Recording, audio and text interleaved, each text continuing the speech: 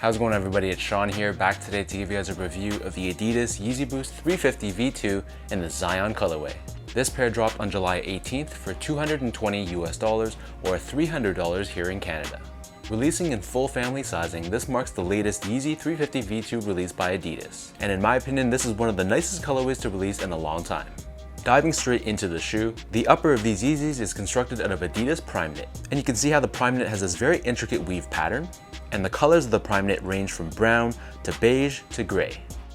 Running down the center of the toe box, which extends all the way to the top of the tongue, we have your signature Yeezy center stitch, which is done in this dark gray color. And then covering the entire lateral side of the shoe, we have this very dark brown, almost black colored mesh stripe, which adds a ton of contrast and a lot of visual pop to the shoe. On the back heel, you'll see that gray center stitch running down the center, and you'll notice that this pair doesn't have the pull tab on the back, which a lot of the other 350 V2 colorways have.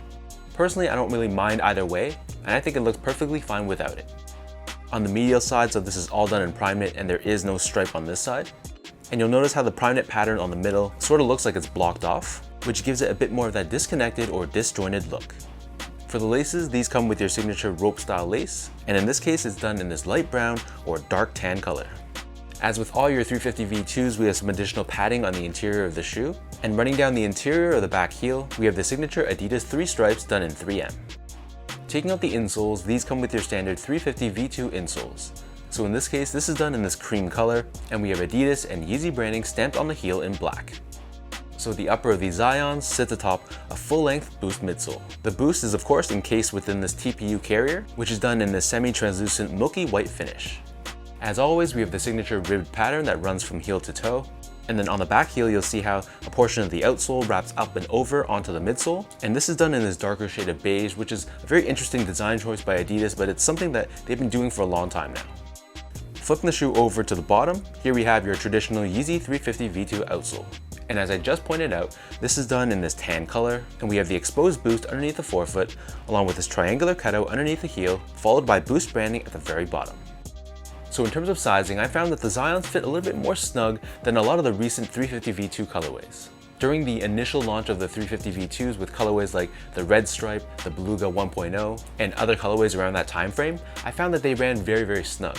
For me, I'm a true size 10, but even going up to the 10.5, I could sometimes still feel discomfort on the top of my toes because of the narrow or shallow toe box. However, for more recent releases, I found that Adidas slightly tweaked the design, so while I still went up half a size, my toes had much more room to breathe. So for these Zyons, I still went up half a size to a 10.5, but they definitely fit a bit more snug, specifically where the toe box area is, and the midfoot as well. So I'm not sure exactly why Adidas changed it up, but going up half a size, it gave me a very snug fit, and it was borderline uncomfortable if I wore thicker socks with these shoes. So for me, my way to address this is to either A, take out the insoles, or B, rock these with very thin socks.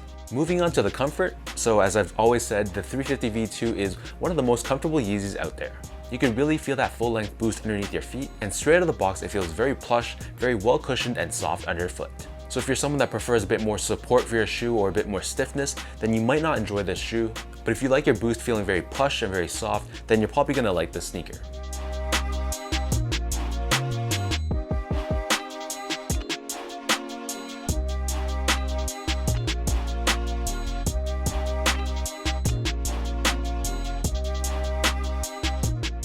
With all that being said now, let's lace up these Zyon 350 V2s and I'll show you guys how these look on feet.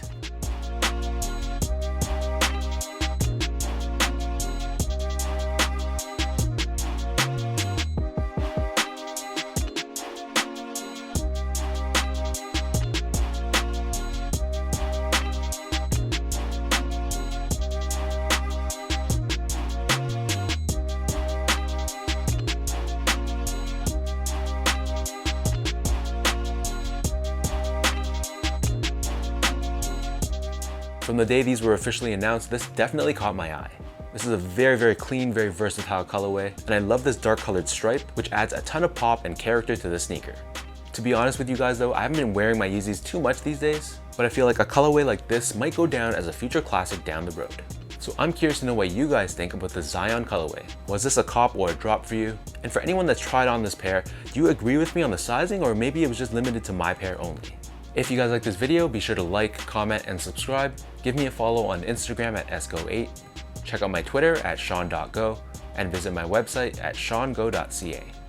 So until next time, thank you guys so much for tuning in. Hopefully you guys enjoyed watching this video, and I'll catch you guys all in the next one.